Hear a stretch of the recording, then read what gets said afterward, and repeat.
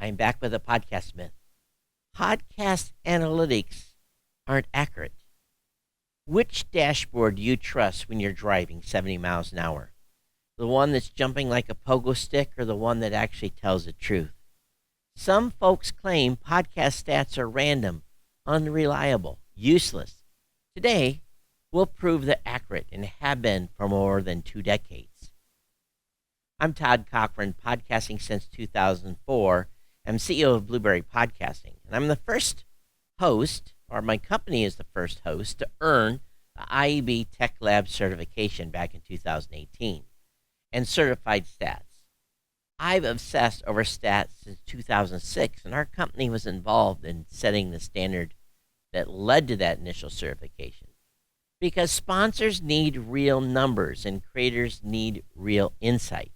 If podcast analytics were fantasy, my company would have already been out of business.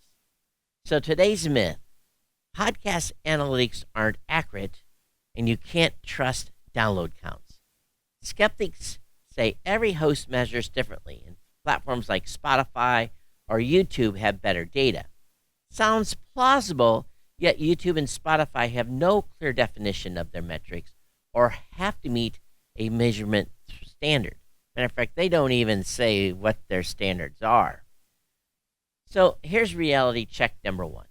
Podcast measurement isn't the wild, wild west. It follows the IB Tech Lab Podcast Measurement Guide, currently at version 2.2. More than 35 companies host ad tech firms and networks of past independent audits to confirm they follow those rules, and those audits are significant. The guidelines specify filtering bots, ignoring partial downloads, pings, and counting a download only after greater than 60 seconds of audio is delivered. And believe me, there's even more to it than that. So here's reality check number 2. Early pioneers, Blubrry, Libsyn, NPR, began collaborating on log file filtering as early as 2006, and we got deeper into it probably around 2008. And we have processed billions of requests and refined our algorithm for over 18 years. Today, over 100,000 shows trust the stats that Blubrry provides. Every certification cycle involves external auditors, randomly selected log samples, and verifying the data, analyzing a code, and the processes that code uses to qualify a download or play. If the math was wrong, certification would be denied. Here's reality check number 3. The IEB spec is the floor, not the ceiling. Blubrry goes much deeper to qualify a play, to weed out edge cases and noise and information that we've just learned over the years. Extra filters mean creators see these real-world audience behavior, not inflated ego metrics. Advanced dashboards show retention curves, geographic reach, and app-by-app breakdowns. Walled garden platforms rarely share this data or tell you how they even got it. Reality check number 4 talks about privacy first. IAB certified analytics rely on IP plus user agent at the base level. At Blubrry, we then anonymize the data with no invasive tracking pixels. This keeps you compliant with GDPR and CCPA while still delivering reliable counts. Because stats are captured at the hosting layer, they cover every listening app: Apple Podcasts, Pocket Casts, smart speakers. We even get some Spotify data back from them. Not just one proprietary player. But contrast that with the closed ecosystems internally to Spotify or YouTube. They know their plays very well, but won't tell you about the rest of the data, leaving creators with a keyhole view of their audience.